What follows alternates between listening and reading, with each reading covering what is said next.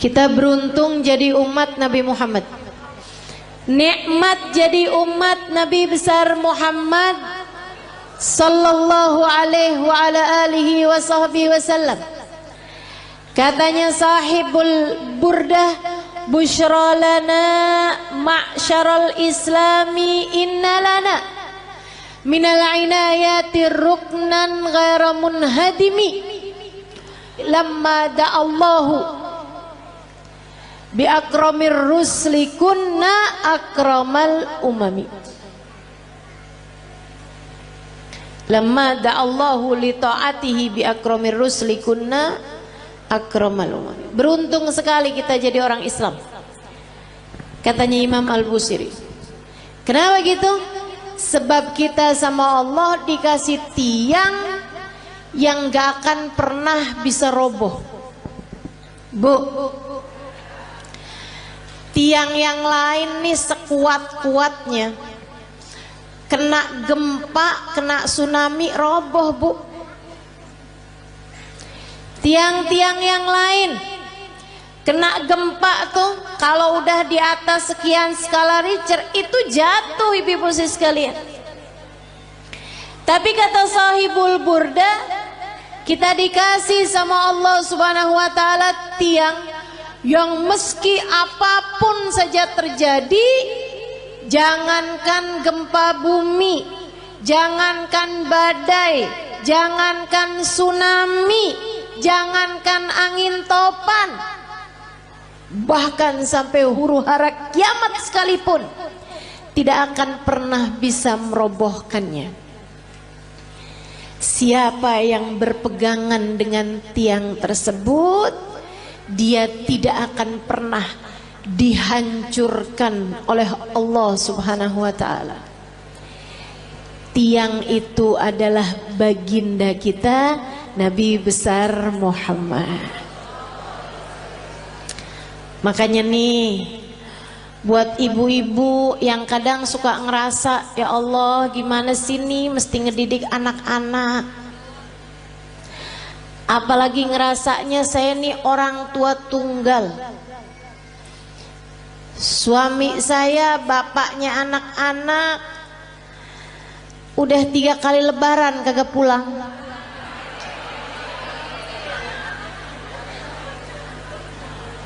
Ada lagi yang kami sudah berpisah di tengah jalan karena tidak ada kecocokan. Ada lagi yang memang ajal keburu mendatanginya, sehingga di masa Covid kemarin meninggal dunia, meninggalkan anak-anak yang menjadi yatim. Sekarang saya yang mesti membesarkan mereka seorang diri. Ibu-ibu saudariku sekalian, kamu sandaran aja, tapi sandarannya jangan sama yang lemah. Kalau kamu sekedar nyari suami lagi gitu ya, sampai mengusahakan hidung kurang mancung dioperasi, kulit mulai keriput ditarik benang, biar cakepan bibir disulam. Saya jadi ngebayangin tuh muka apa kain, tarik benang, sulam, udah jadi kayak kain bu. Terlama-lama ada bordir nih.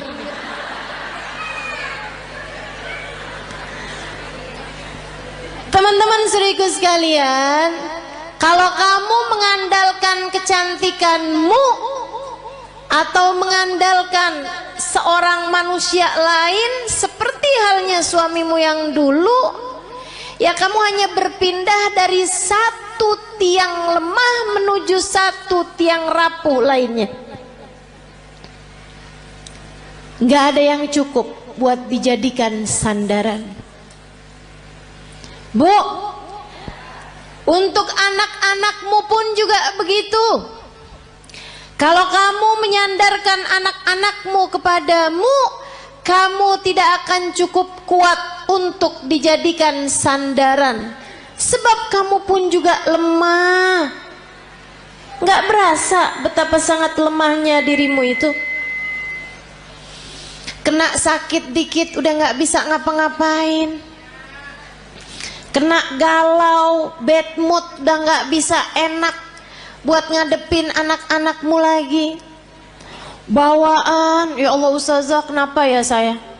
Kok lagi kesel banget tuh Ustazah, ngelihat anak pengen saya telan.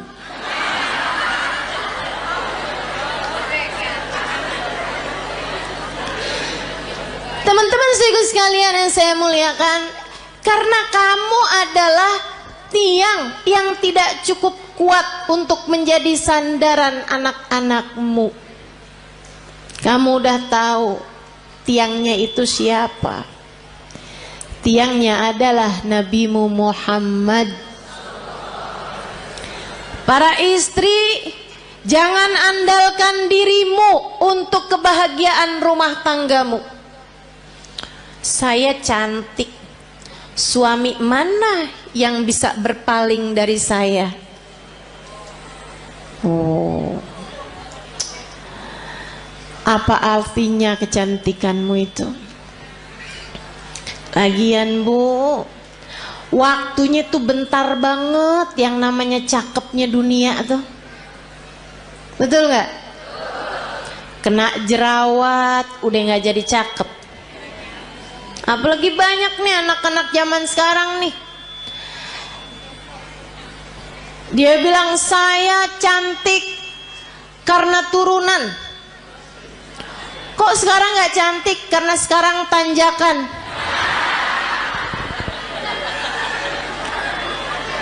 Banyak tuh. Saya cantik kalau di Instagram. Begitu lihat aslinya kagak. Kenapa gitu? Pakai filter banyak banget. Filter biar kelihatan kurus, filter biar kelihatan mulus. Aduh. Jangan andalkan kecantikanmu, ia sangatlah rapuh. Saya perempuan yang pinter. Pinter apa? Pinter nyari duit. Maksudnya kamu kerja gitu? Enggak, di mana aja suami saya nyembunyiin saya ketemu aja. Pinter nyari duit ya. Jangan andalkan kepandaianmu teman-teman seriku sekalian. Ianya sangat lemah sekali. Rapuh banget. Rapuh. Gak jadi apa-apa. Untuk bisa bikin rumah tanggamu harmonis, rumah tanggamu dalam damai, kamu perlu tiang yang kuat untuk jadi sandaran. Sandaranmu dan sandaran suamimu juga. Untuk jadi orang tua, kamu perlu sandaran. Tidak cukup dirimu itu. Dirimu lemah, dirimu tak berdaya, dirimu rapuh. Teman-teman saya sekalian, kalian perlu tiang yang lebih kuat. Ustazah, ibadah saya banyak kok. Saya akan baik-baik saja Ustazah dengan ibadah saya. Enggak. Seberapa banyak kamu bisa ibadah? Apa yang kamu andalkan dari ibadahmu? Udah deh, saya tahu. Modelannya yang kalau tahajud nguapnya lebih banyak daripada rakaatnya. Tahu saya. Model-modelan beginian nih. Kok Ustazah tahu? Ya nggak beda sama saya. Sama-sama lemah, sama-sama sedikit teman-teman. Udahlah sedikit gitu, nggak aman dari ria, nggak aman dari ujub, nggak aman dari sum'ah. Seneng bener ibadahnya dipasang di status. Hari Senin nikmatnya buka puasa bersama My Hubbi.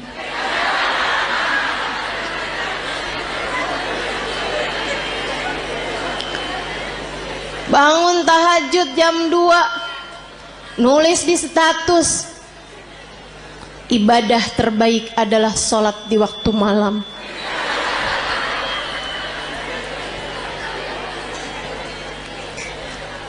Apa gitu? Segitunya mau ngandelin ibadah. Ibadahnya diterima apa enggak sama Allah aja nggak tahu nih kita nih. Nggak kena, nggak cukup teman-teman saya sekalian, nggak cukup. Baru tahajud berapa malam doang, kalau pagi-pagi kelihatan lemes banget. Tanyain sama suaminya, kok kamu belakangan lemes mulu sih?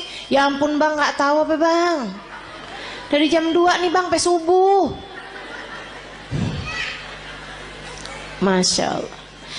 Teman-teman sekalian yang saya muliakan, nggak bisa, nggak cukup ngandelin ibadah, nggak cukup. Ibadah kita nggak seberapa. Andalan kita nih cuman satu. Kita punya tiang bernama Nabi Muhammad. Cukup tuh dijadiin andalan. Gimana nggak cukup? Yang pegang kunci surga. Gimana nggak cukup? Pejabat tertinggi di akhirat. Gimana nggak cukup? Emang iya Ustazah? Lah kamu belum tahu. Teman-teman sekalian, dengarkan sabda Nabi Muhammad dalam Bukhari. Katanya Nabi Muhammad, Ana sayyid walad Adam wala fakhr. Aku adalah pemimpin seluruh umat manusia dan aku tak berbangga atas hal tersebut. Nabi bilang, saya jadiin sama Allah dipilih jadi pemimpin seluruh umat manusia, rajanya semua umat manusia. Kapan? Ntar di akhirat teman-teman. Ntar di akhirat. Adam wa man dunahu tahta liwa'i yaumal qiyamah. Nabi Adam dan nabi-nabi yang sesudahnya hanya akan berada di belakang bendera Nabi Muhammad sallallahu alaihi wasallam. Nanti di akhirat tuh orang mengukur kemuliaan mereka dengan seberapa dekat tempat mereka dari Nabi Muhammad. Orang tuh tahu nilainya di hadapan Allah seberapa, rankingnya di hadapan Allah tuh seberapa, rapotnya tuh seberapa. Itu lihatnya dari seberapa jaraknya dari Nabi besar Muhammad. Al-kul yatamanna an yashum turaba. Di akhirat nanti orang berharap kepengen bisa nyium tanah yang habis diinjak sama Nabi Muhammad. Teman-teman saya sekalian, pejabat tertinggi akhirat Nabi besar Muhammad sallallahu alaihi wasallam. Orang kan kalau orang soleh itu para wali. Di atasnya para wali, para nabi. Di atasnya para nabi, para rasul. Di atasnya para rasul. Rasul yang nama mereka disebut dalam Al-Quran, ada 25 rasul. Di antara mereka ulul azmi, 5 sahabat besar, 5 para rasul terbesar. Nabi Ibrahim, Nabi Nuh, Nabi Musa, Nabi Isa. Itu semuanya adanya di belakang benderanya Nabi Muhammad. Nabi Muhammad pimpinan dari semuanya, teman-teman sekalian. Gimana nggak cukup kamu jadiin andalan? Orang kalau tinggal nih di Indonesia nih, terus dia itu deket sama presiden, urusan jadi gampang, betul? Sekalian saya muliakan. Nah, saya kasih tahu, pejabat paling tinggi di akhirat itu adalah Nabi Muhammad. Maka gampang banget. Pengen selamat gampang. Pengen bahagia gampang, pengen mulia gampang. Yang dekat sama Nabi Muhammad. Pengen selamat gampang. Sandaran teman-teman sekalian, pengen rileks gampang, sandaran. Tapi yang kamu sandarin harus yang kuat, yaitu Nabi besar Muhammad. Allah telah memilihnya untuk menjadi seseorang yang cukup bagi setiap orang-orang yang beriman. Nabi itu sama Allah. Di akhirat nanti Allah bikin Miftahul jannah biyadi wala fakhr. Kata Nabi nih, tar di akhirat kunci surga saya yang pegang. Nabi yang pegang kunci surga. Makanya gak ada ceritanya orang bisa masuk surga sebelum Nabi Muhammad. Palingan bisa ngantri depan pintu surga. Tapi yang ngebuka surga tetap Nabi besar Muhammad sallallahu alaihi wasallam. Nabi buka pintu surga. Tapi Nabi habis itu bilang kayak begini, wala fakhr, kata Nabi. Tapi saya nggak bangga. Saya jadi pemimpin seluruh umat manusia. Saya nggak bangga. Kunci surga saya yang pegang. Saya nggak bangga. Terus apa sih yang bisa bikin bangga Nabi Muhammad? Apa sih yang bisa bikin Nabi Muhammad tuh hatinya jadi lega, seneng gitu? Geret ainu, hatinya jadi lega, hatinya jadi tentram, hatinya jadi damai, hatinya jadi bangga, besar hati. Adakah hal yang bisa membuat Nabi Muhammad berlega hati, berlapang hati, berbangga hati? Ada, teman-teman. Apa itu? Dengerin. Tanakahu takthuru fa inni mubahin bikumul umam yaumal qiyamah. Nabi Muhammad bilang, tanakahu, pada nikah lagi kalian umat saya. Biar kenapa Rasul? Takthuru, biar kalian jadi banyak. Orang nikah suami atu, bini atu, anak lahir 6. Apalagi orang zaman dulu ya, 13. Jadi sekalian, tanakahu kata Nabi, pada nikahlah kalian, takthuru, biar kalian jadi banyak. Emang apa Rasul? Fa ini mubahin bikumul umam yaumal qiyamah, karena aku akan berbangga dengan banyaknya kalian, jumlah umat saya di akhirat nanti. Nabi dipegangin kunci surga kagak bangga. Nabi jadi orang pertama melewati jembatan, orang pertama masuk surga, Nabi nggak bangga. Nabi dijadikan pejabat tertinggi di akhirat, pemimpin seluruh umat manusia, Nabi nggak bangga. Nabi dijadikan yang terdepan, nabi-nabi yang lain hanya ada di belakang benderanya Nabi Muhammad, Nabi nggak bangga. Yang dibanggain sama Nabi kita. Nggak GR. Saya sih iya. Jadi nggak ada yang bisa bikin saya harus minder di atas muka bumi ini. Sebab saya umat Nabi Muhammad. Saya yang diinginkan keselamatannya di akhirat nanti oleh Nabi Muhammad. Saya yang kalau ada apa-apa Nabi Muhammad berkenan sujud kepada Allah untuk menyelamatkan saya. Termasuk kamu. Kamu juga iya. Teman-teman saya sekalian, jangan pernah minder.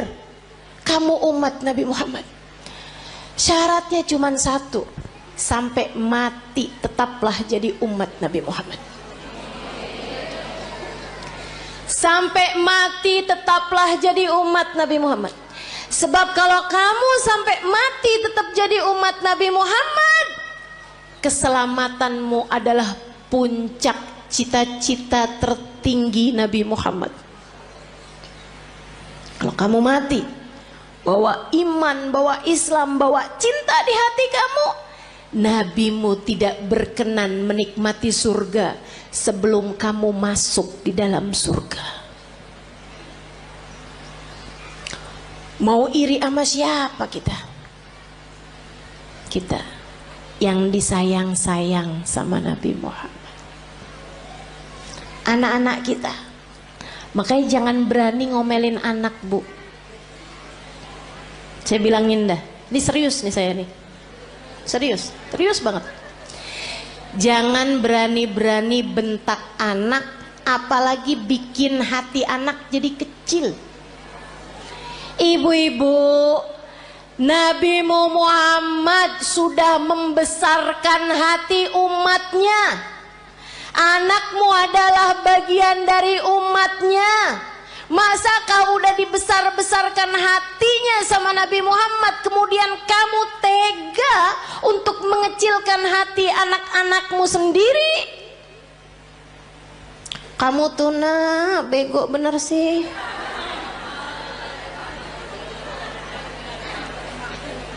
Orang-orang tuh rapotnya pada hitam semua. Nah kamu yang hitam cuman 2. Itu juga pelajaran olahraga maksenian. Ya ampun nak, mamah malu punya anak kayak kamu. Hati-hati, hati-hati. Nabi Muhammad tidak malu memiliki kita sebagai umatnya. Nabi Muhammad tidak malu memiliki anak-anakmu sebagai umatnya. Masakah kamu malu memiliki anak-anakmu sebagai anak-anakmu? Teman-teman saudariku sekalian yang saya muliakan, gedein hatinya. Kalau dia lagi sedih, bilangin, nak jangan sedih, kamu umat Nabi Muhammad. Tapi guru tuh gak sayang sama saya. Gak apa-apa nak, Nabi Muhammad sayang sama kamu. Si temen saya tuh gak sayang sama saya tuh, dia tuh tadi mukul saya. Gak apa-apa nak, gak apa-apa, sama orang mah gak apa-apa. Tapi kamu harus tahu nak, kamu sebegitu disayang sama Nabi Muhammad. Datang seorang anak mas saya, dia cerita belasan tahun.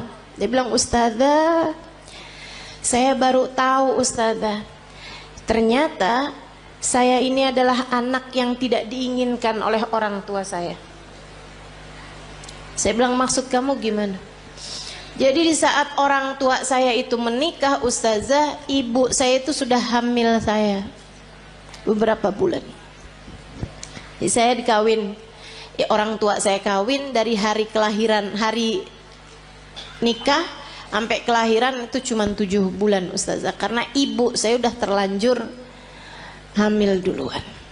Saya baru tahu nih ustazah beberapa waktu yang lama ini, baru-baru ini aja. Dia bilang, saya sedih ustazah, sedih banget. Tiap malam saya nangis ustazah.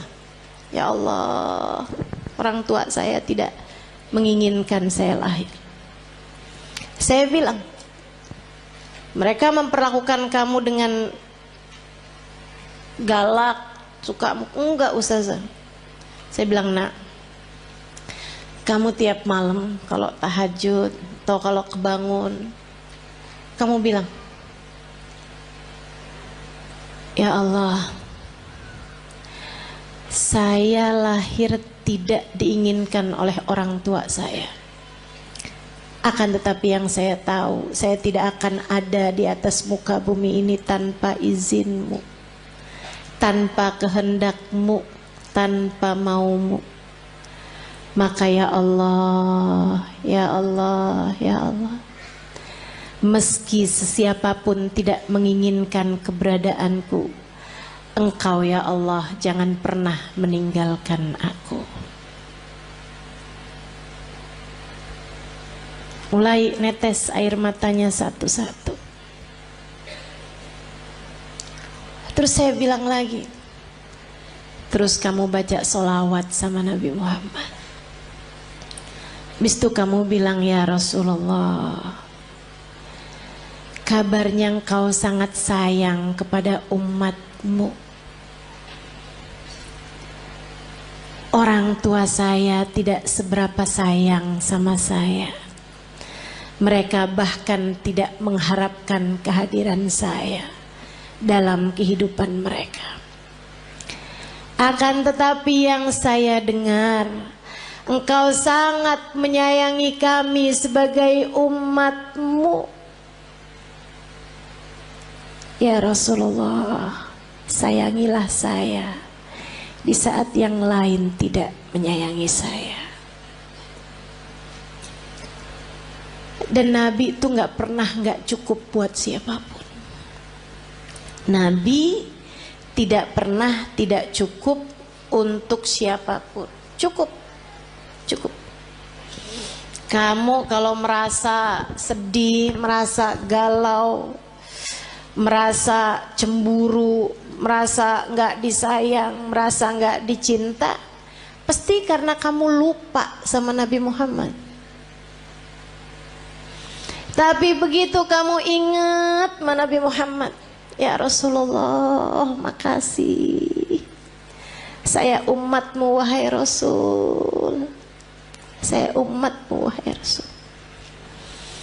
Meski siapapun berpaling dariku, aku berharap engkau tidak akan pernah meninggalkanku. Gitu. Yang dekat sama Nabi Muhammad. Hadiah terindah yang Allah berikan dalam kehidupan kita, teman-teman. A'udzu billahi minasyaitonir rajim. Laqad mannallahu 'alal mu'minin id ba'atha fihim rasulan yatlu 'alaihim ayatihi wa yuzakkihim wa yu'allimuhumul kitaba wal hikmah wa in kanu min qablu lafi dhalalim mubin. Laqad mannallahu 'alal mu'minin. Allah telah sungguh-sungguh menghadiahi hadiah terbesar bagi orang yang beriman. Apa nih hadiah terbesar yang Allah berikan kepada kita nih? Kita sebagai orang yang beriman sama Allah dikasih apa? Rumah yang mewah, mobil yang bagus, dikasih tampang yang cakep-cakep. Kayaknya enggak juga. Kita lihat orang kafir-kafir pada punya rumah besar-besar. Kita lihat orang kafir-kafir dikasih muka cakep-cakep dari kita, dikasih hidung lebih mancung-mancung dari kita, dikasih duit lebih banyak daripada kita. Ternyata bukan itu hadiah besar yang Allah berikan dalam hidup kita. Karena teman-teman, orang punya harta banyak belum tentu bahagia. Makanya Allah waktu bilang hadiah paling besar Allah berikan kepada orang yang beriman bukan harta, bukan rupa, bukan tahta. Akan tapi yang Allah bilang, ibba'atha fihim rasulan, telah aku utuskan untuk kalian Nabi Muhammad. Hadiah terbesar buat kita sekalian. Mudah-mudahan kita bisa rengkuh hadiah ini. Mudah-mudahan bisa kita deketin Nabi Muhammad. Mudah-mudahan kita bisa jadi orang yang gak ditinggalin sama Nabi Muhammad. Gimana tuh caranya Ustazah? Biar gak ditinggalin sama Nabi Muhammad. Nah, ini saya mau kasih tahu. Cara biar Nabi Muhammad gak tinggalin kita. Gimana caranya? Jangan tinggalin Nabi Muhammad. Nah, itu ada caranya. Jangan pernah tinggalin Nabi Muhammad untuk apapun dan untuk siapapun, teman-teman saudara sekalian. Jangan pernah tinggalin Nabi Muhammad untuk siapapun dan untuk apapun. Jangan tinggalin ajaran Nabi Muhammad untuk siapapun dan untuk apapun. Dulu sebelum nikah nih melaki yang ini nih, kerudungan rapi, ke tukang sayur aja nggak pernah ketinggalan. Ngejar bakso aja relaan baksonya yang pergi dah, daripada keluar nggak pakai jilbab, karena nggak mahram sama tukang bakso. Giliran kawin suaminya bilang, kamu kayaknya kalau kayak pakai kerudungan kayak kelihatan lebih tua 10 tahun dah dari aslinya. Emang iya ya, ya udah deh nggak apa-apa deh, saya nggak usah kerudungan lah. Kamu tinggalkan ajaran Nabi Muhammad untuk seseorang, Kalau udah kamu tinggalin, jangan salahin siapa-siapa kalau kamu ditinggalin sama Nabi Muhammad. Ada adik-adik nih belum nikah, dia pacaran. Dek, saya bilangin, setiap kali kamu berduaan sama pacar kamu tuh, itu yang ketiganya setan. Kalau udah yang ketiganya setan, artinya nggak akan ada Nabi Muhammad. Halo? Itu udah teori pasti tuh. Itu udah prinsip pasti tuh. Nabi nggak akan mau berada dalam kumpulan ada setan di situ. Ya udah kalau gitu setannya suruh pergi Ustazah. Nah kamu terlanjur panggil. Nggak segampang itu. Nggak segampang itu. Sehingga sekalian yang saya muliakan, ma khala rajul wa imra'ah illa wa syaitan thalithuhuma. Tidaklah berdua-duaan laki-laki dan perempuan, melainkan yang ketiganya adalah setan. Udah pasti. Jadi orang kalau lagi pacaran berarti dia ninggalin Nabi Muhammad. Tinggalin tuh Nabi Muhammad sama dia. Jangan salahin siapa-siapa kalau Nabi Muhammad kemudian meninggalkanmu. Makanya Nabi Muhammad bilang, ma yazni zani hina yazni wa huwa mu'min. Orang kalau lagi berzina saat masih dalam hari-hari dia belum bertaubat dari perzinaannya, masih ntar ketemuan lagi, ntar habis itu janjian ketemuan lagi, ntar check in hotel misalnya dan lain sebagainya. Teman-teman seriku sekalian, maka katanya Nabi Muhammad, kalau dia meninggal dunia di masa-masa itu, tidak akan meninggal dunia sebagai orang yang beriman. Imannya udah kecabut dari dalam hatinya, na'udzubillah. Jangan. Maka adik-adik, ini ada nggak sini orangnya? Perasaan depan saya banyak nenek-nenek nih.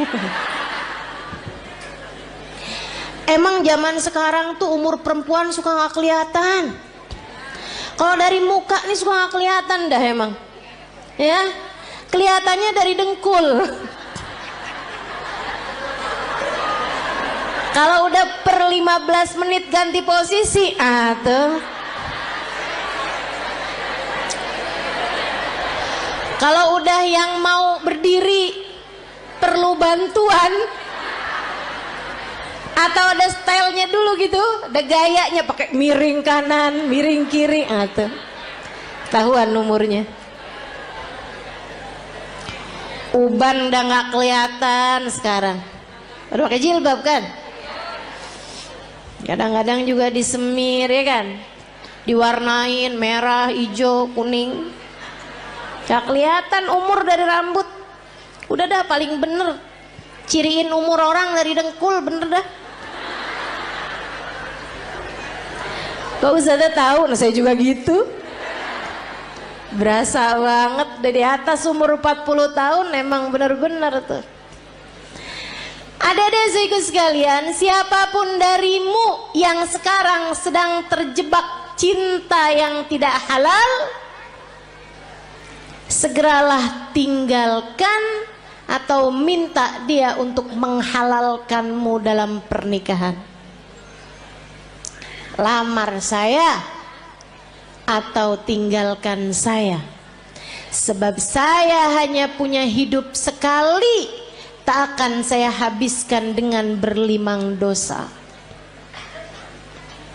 Mau hidup cuman sekali-sekalinya nggak barengan sama Nabi Muhammad? Jangan mau dek. Mau hidup yang cuman sekali-sekalinya kamu jauh dari Nabi Muhammad? Jangan mau. Nabi Muhammad tuh andalan kita semuanya. Ustazah, urusan dunia nih, rezeki nih yang paling jadi pikiran saya Ustazah. Paling pikiran saya nih mau urusan rezeki dah ustazah.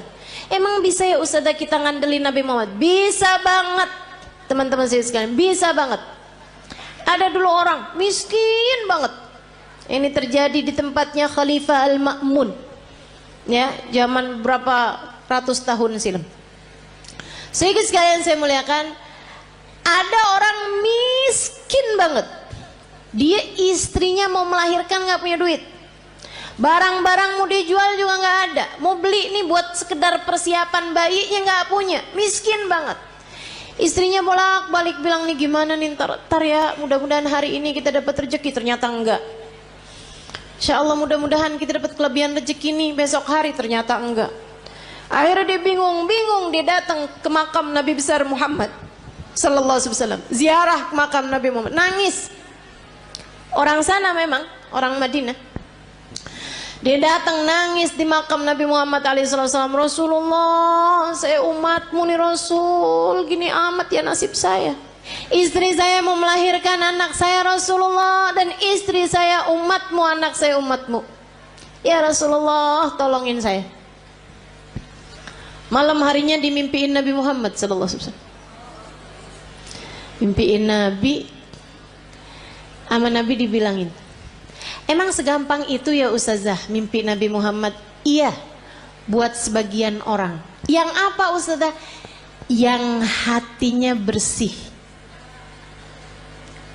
Ya, jadi itu istilah mimpi Nabi Muhammad tuh teman-teman. Itu tuh gampang buat sebagian orang yang hatinya bersih. Tapi ustazah ada kok orangnya kayaknya nggak bersih-bersih amat deh hatinya. Misal, dia tuh ustazah suka banget gitu, atau kamu ngerasa misalnya gitu ya, hati saya nggak bersih-bersih amat, tapi saya gampang tuh ngimpi Nabi Muhammad. Hati-hati, hati-hati. Ustazah kan katanya setan nggak bisa nyerupai Nabi. Betul, setan nggak bisa nyerupai Nabi. Tapi kamu emang pernah lihat Nabi? Kan nggak? Betul nggak? Ini kayak ada orang nggak pernah lihat saya, terus dia bilang saya ngimpi ustazah tadi malam. Tahu dari mana kalau itu saya? Kan begitu. Deh.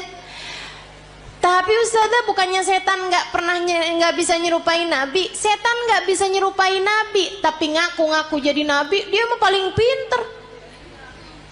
Jadi setan bisa aja tuh, saya adalah Nabi Muhammad, saya perintahkan kamu buat marahin suami kamu, buat cewer anak kamu. Tuh udah nggak mungkin itu Nabi Muhammad. Hati-hati. Nah, Nabi Muhammad tuh paling gak tega sama orang miskin dengan syarat hatinya bersih. Makanya Maulid Simtuturar ada bahasa gini, dan itu saya senang bacanya. Ya, saya senang semua kalimat-kalimatnya Habib Ali Habsyi ya. Tapi yang ini kayak gimana gitu, aduh Nabi romantis banget dah. Katanya Habib Ali Habsyi, idza da'ahul miskinu ajabahu ijabatan muajjalah. Nabi kalau dipanggilnya sama orang miskin datangnya pasti cepet-cepetan. Nabi itu dari masa hidupnya Nabi Muhammad. Kalau ada orang kaya ngawinin, ya Nabi datang juga, tapi nggak selalu paling awal. Tapi kalau orang miskin ngawinin, Nabi datang duluan sebelum yang lain-lain. Enak banget ya. Sampai sekarang juga Nabi tuh kayak gitu. Jadi Bu, kalau kamu ngerasa ya ampun rezeki sulit banget di dunia, tenang. Nabi kalau dipanggil sama orang miskin datangnya cepet. Maka deketin Nabi Muhammad sallallahu alaihi wasallam. Tuh kayak si laki-laki tadi itu yang istrinya mau melahirkan. Ya Rasulullah, malam harinya ngimpiin Nabi Muhammad. Kata Nabi Muhammad gile, Pak, pergi ke khalifah. Khalifah tuh kayak presiden gitu. Bilang sama dia, Nabi kirim salam, sampaikan padanya buat ngasih sama kamu uang, anggaplah ya 100 dinar. Itu kayak semacam 50 juta gitu. Misal aja ya, misal. Bilang sama dia, kata Nabi Muhammad, sholawat kamu yang tadi malam itu pas 10.000. Udah tuh. Habis itu dia kebangun. Aduh bingung juga nih. Seneng ngimpi Nabi, seneng dikasih isyarah, Tapi kan caranya kan nggak normal nih, nggak wajar. Masa mau datang ke rumahnya orang khalifah pula belum tentu diterima, belum tentu dibukain pintu, ibu ya. Akhirnya dia datang ke seorang syekh, seorang ulama. Pada zaman itu tuh pejabat-pejabat masih sangat menghormati ulama, walaupun ulamanya miskin. Diceritain, kata ulama tersebut, ya udah ayo kalau gitu pergi kita ke khalifah. Nyampe di rumahnya khalifah, bukan khalifah bahkan ya, gubernur, mohon maaf. Pergi ke tempatnya gubernur. Akhirnya kemudian karena yang datang ulama, maka diperkenankan ketemu. Memang lumayan deket nih si ulama ini, syekh ini sama gubernur. Dia bilang, Pak Gubernur, saya ini datang kemari nih mau menyampaikan hajatnya tetangga saya ini. Silahkan kamu sampaikan.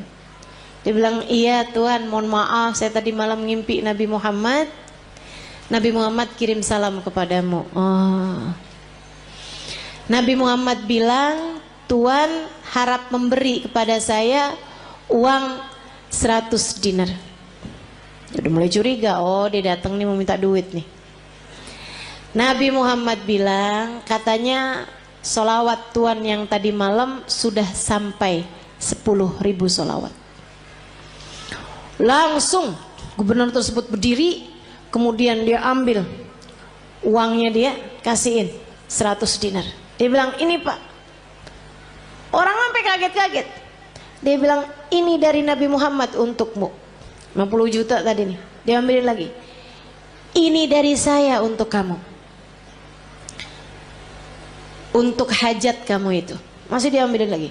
Dan ini hadiah dari saya karena kamu telah memberi kabar gembira buat saya. Dia bilang, kok bisa Tuhan langsung bermurah hati seperti itu? Dia bilang, saya ini dari sejak muda gak pernah ninggalin sholawat tiap hari 10.000 kali. Orang soleh ya, padahal gubernur tuh, tapi sangat soleh. Waktunya jadi sholawatnya sholawat yang pendek, tapi bacanya 10.000 setiap hari. Dia bilang, saya nggak pernah cerita-cerita sama siapapun, bahkan istri saya aja nggak tahu. Dia bilang, sampai tadi malam saya kelelahan yang luar biasa, saya baca terus sholawat itu tapi ketiduran. Habis itu saya kebangun lagi, Allah sholawat saya udah berapa nih, saya lanjutin sholawat lagi, capek banget sampai ketiduran. Saya baca lagi sholawat sampai ketiduran. Dia bilang, saya nggak tahu jumlah sholawat saya berapa, tapi saya doa aja, ya Rasulullah, kalau sholawat saya sampai 10.000, tolong kasih tahu saya wahai Rasul. Dia bilang, hari ini kamu datang membawa kabar gembiranya dari Nabi Muhammad. Makasih banyak Pak. Masya Allah. Tuh bu, orang susah-susah datang ke Nabi Muhammad beres. Emang Nabi mah andalan, teman-teman saya sekalian. Orang bawa penyakit, kalau yang dideketin Nabi Muhammad beres semuanya, ibu-ibu saya sekalian, beres semuanya. Nabi itu udah dipanggil-panggil tuh cepet nyampe-nya. Ibu sekalian saya muliakan, banyak cerita-cerita mengenai orang-orang yang sakit datang kepada Nabi Muhammad, sakit yang mustahil buat sembuh aja bisa sembuh. Udah banyak sekali. Makanya udah nggak usah susah. Yang penting dalam hidupmu itu jangan pernah tinggal Nabi Muhammad. Gimana caranya? 3 aja dah gampang. Sholawatan yang banyak, yang taat sama Nabi Muhammad, gitu kan ya? Sholawatan yang banyak, yang taat sama jalan Islam, dan yang ketiga yang cinta sama Nabi Muhammad. Yang cinta sama Nabi. Cinta tuh gimana caranya Ustazah? Cinta itu kan gak bisa diusahakan. Siapa bilang? Cinta itu bisa banget diusahakan. Caranya gimana? Gampang teman-teman. Cinta itu bisanya ditularkan. Jadi kalau kamu pengen punya hati, punya cinta sama Nabi Muhammad, selalulah, sering-seringlah duduk-duduk bersama dengan para pecinta di majelis-majelis maulid seperti ini. Ama yang berikutnya, sering-seringlah mendengar kajian. Baik kamu hadir secara langsung ataupun di rumah, live streaming. Yang senang baca tuh banyak kitab-kitab, buku-buku menceritakan tentang Nabi Muhammad. Asal ditulis dari orang yang punya cinta kepada Nabi Muhammad, pasti akan bertambah kecintaanmu kepadanya. Jangan tinggalin Nabi Muhammad. Nabi Muhammad akan cukup untukmu, teman-teman. Untuk setiap kesedihanmu di dunia, cukup Nabi Muhammad sallallahu alaihi wasallam. Nanti itu gampang banget hilang sedihnya kalau kamu dekat sama Nabi besar Muhammad. Untuk semua kesusahan hidupmu gampang teman-teman mau hilangnya. Andelin saja Nabi besar Muhammad. Pengen apa aja gampang. Udah deh. Katanya Sayyid Muhammad bin Alwi bin Abbas Al-Maliki, nggak ada perkara nggak bisa diselesaikan sama solawat kepada Nabi Muhammad. Itu baru kena solawatnya. Belum lagi kalau solawat ditambah taat, ditambah cinta. Beres semua urusan. Nggak cuman urusan dunia, tapi urusan akhirat semuanya bakalan beres. Jadi buat para istri yang saat ini merasa suami saya sepertinya nggak sayang sama saya kasih tahu Bu caranya. Suami saya nih sekarang hatinya sedang bercabang. Dia lagi buka cabang di hatinya. Tenang teman-teman sekalian, saya kasih tahu caranya. Kamu jangan pergi ke mbah dukun. Cinta ditolak, nggak usah. Susah hati kamu nanti, rusak kotor hati kamu nanti. Jangan juga kamu cari tahu perempuan itu. Kamu nyusahin diri kalau kayak gitu. Kamu labrak tuh perempuan. Kamu liatin dia cakep apa kagak. Kalau dia jelek, kamu pikir suamimu sudah diguna-guna. Kalau dia cantik, kamunya yang pergi ke operasi plastik. Nggak gitu caranya. Terus caranya gimana Ustazah? Mulailah perbanyak solawatmu kepada Nabi Muhammad. Ini bukan berarti yang nggak punya masalah nggak usah solawatan ya, nggak gitu. Tapi saya kasih tahu aja, kalau kamu merasa sedang dalam masa-masa seperti ini, teman-teman saya sekalian, mulailah banyakin solawatmu kepada Nabi Muhammad. Solawat apa Ustaz? Apa aja yang kamu bisa. Semua solawat itu sama. Tukfahamuk tukfardambuk, kata Nabi Muhammad. Kamu kalau banyak bacanya, tukfahamuk, hilang semua susahmu, tukfardambuk, terampuni seluruh dosa-dosamu. Banyakin solawat. Nanti kalau malam kamu bangun tahajud, habis selesai tahajud kamu angkat tangan. Ya Rasulullah, suami saya berpaling hati dari saya. Akan tetapi engkau wahai Rasul adalah nabiku. Jangan pernah memalingkan hatimu dariku. Akuilah aku sebagai umatmu. Jangan tinggalkan aku wahai Rasulullah, meski sesiapapun meninggalkanku. Gitu kamu doa tiap malam. Tapi habis sholawatan kamu banyak. Nanti kamu liatin aja. Akan ada solusi yang baik sesudahnya. Tungguin. Emang yang namanya musibah kan ya Bu ya, ujian tuh kan ada waktunya Bu. Emang ada waktunya tuh Allah ngasih tuh ujian tuh. Jadi kamu tenang aja gitu. Tenang aja, liatin aja. Ntar tuh ada saatnya Dimana kalau dia baik untukmu, dia yang akan datang kepadamu kembali. Yang penting kamu tetap jaga adab, tetap jaga akhlak. Jangan terus jadi jual mahal, ya kan? Jangan terus jadi nggak sopan sama suamimu. Jangan teman-teman, jangan. Sebab bagaimanapun Nabi Muhammad kasih tahu kita, suami adalah surga. Kunci surga kita nih, istri nih dipegang sama suami yang baik-baik. Kalau misalnya dia nggak baik sama kita, takutnya kunci surga kita dia telan, repot tar dari mana nyarinya. Ayo dah, insya Allah. Teman-teman saya sekalian, jangan tinggalin Nabi, sebab Nabi akan cukup buat kita. Ini baru dunia nih, belum lagi akhirat. Orang kalau dekat sama Nabi Muhammad, sakaratul mautnya ditemenin sama Nabi Muhammad. Orang kalau dekat sama Nabi Muhammad, sakaratul mautnya ditemenin sama Nabi Muhammad, teman-teman. Ini nggak jauh, nggak jauh.